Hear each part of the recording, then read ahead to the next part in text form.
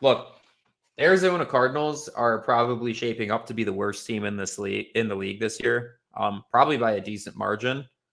But the following year, they're set up really well. They have a crazy amount of draft capital to work with. Mark said there's a realistic probability that they for sure have 2 top 5 picks, but they might be 1 and 2 overall, depending on how long it takes to Miko Ryans to get things rolling with the Texans. So look, they're going to have a lot of draft capital. They're going to have a lot of free cap space because they're kind of ripping the Band-Aid off and doing the clearinghouse and the retooling right now with this new, management coaching administration. So really it boils down to, is this new management and this new coach good for the Arizona Cardinals? And can they manage the crazy amount of resources that they're about to have at their disposal, right? So kind of the, last topic to tie things up, will the Arizona Cardinals be, once again, a really damn good team with a really damn good record in a couple of years from now?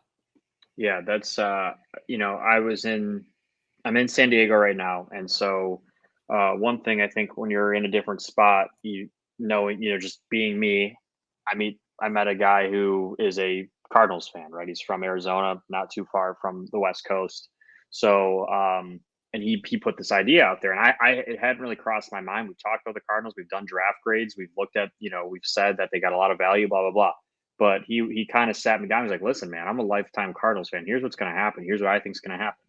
He says, "Kyler Murray is either going to be huge for us because we've already paid him, and he's going to obviously do the best that he can, or we're going to suck."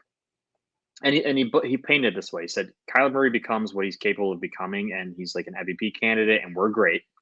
Or he sucks, he fails, we lose a lot of games, we get the first and probably second, third, or fourth pick.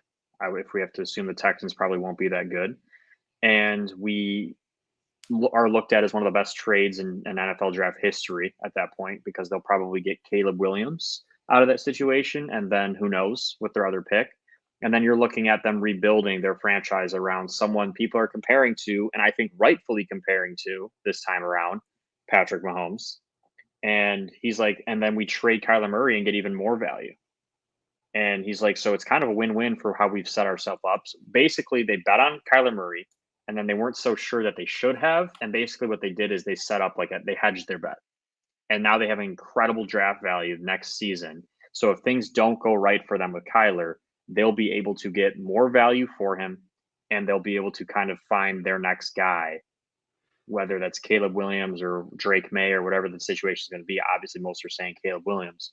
They're in a great spot, and I just think it was worth noting. And I think that it didn't even cross John or my mind of like, they've really set themselves up here. No matter what happens with Kyler, like, they're going to be okay. And I think that's brilliant. And let's reel it in for a second and also say they're going to be horrible this year. Like, I'm putting more money on that than I'm putting money on them the Seahawks being horrible last year, right? Because I was the guy I was talking to believes in Kyler.